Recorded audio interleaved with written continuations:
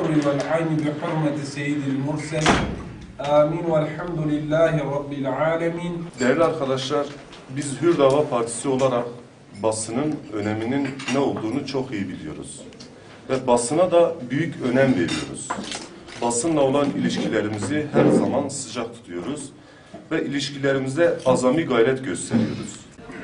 Basın mensuplarının haber yaparken doğru, tarafsız, gerçek haber yapmak kaydıyla, bu şartıyla basının özgürlük alanının genişletilmesi taraftarıyız. Ve Allah izin verirse, bizlere bu imkan verilirse, bizlere iktidar, yöneticilik imkanı verilirse, bu konuda da siz basın mensuplarının sıkıntılarını gidereceğinize de inşallah söz veriyoruz. Hür Partisi olarak bizler bir yılı geride bıraktık. Bir yıl önce kurulan partimiz Ağrı'da da Mart ayı içerisinde teşkilatımızı kurduk. Ve çeşitli vesilelerle sizlerle bir araya geldik. Bütün programlarımızı sizlere davet ettik, sizlere haber verdik. Biz Hür Partisi olarak topluma yeni bir siyaset anlayışı getirmeye çalışıyoruz. İnşallah Allah-u Teala bizlere yardım eder. Biz rakiplerimizi eleştirerek siyaset yapmayacağız.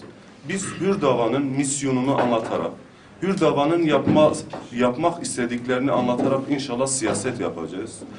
Hür Dava Partisi Ağrı İl Başkanlığı olarak 23 Şubat 2013'te Ağrı Valiliğine başvuru yaparak 30 Mart 2013 tarihinde parti binamızı açtık. Bizler Allah'a iman etmişiz. Davamız haktır. Hak olanı haykırıyoruz. İlke ve hedeflerimizde netiz. İşte bu nedenle cesaretimiz büyük. Biz halkımıza güveniyor ve halkımızı seviyoruz. Halkımız da bize güveniyor ve bizi seviyor. Türkiye'de adaletin itibarı zedelenmiştir. Bizler Ağrılıyız. Ekibimin tümü de Ağrılıdır. Çocukluğumuz, gençliğimiz burada geçti. Ağrı'da ikamet ediyoruz. 90'lı yıllarda İslami ve insani çalışmalarımızdan dolayı gözaltına alındık. İşkencelerden geçtik, cezaevlerine atıldık. Hayır yolunda ve halkımız için bedel ödedik. Ama halkımıza hizmeti ibadet gördüğümüz için davamızı terk etmedik. Yetimin hakkını koruyan bir belediyecilik anlayışını sergileyeceğiz. Ağrımızın hemen tüm esnaflarını ziyaret ettik.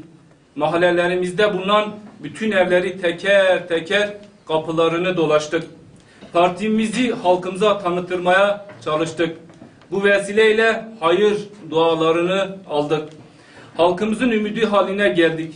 Bu çalışmalarımız 30 Mart 2014'de ve 30 Mart sonrası ister kazanalım, ister kaybedelim çalışmalarımızı sürdürmeye devam edeceğiz. Yerel yönetim anlayışımız ve idareciliğimiz net olarak söylüyoruz, İslami referanslı olacaktır. Genel Başkanımızın belirttiği gibi biz İslami referanslı bir partiyiz. Beyiniz evde mi? Yok diyorsak, yok kafası önünde. Anlatıyor. Katalogu bırakıyor, gidiyor. Dedim ne güzel. Diyor güzel olan şey bizim kafamızı karıştırdı. Bu ekip iyi bir ekip diyor. Gerçekten takdir ediyorum.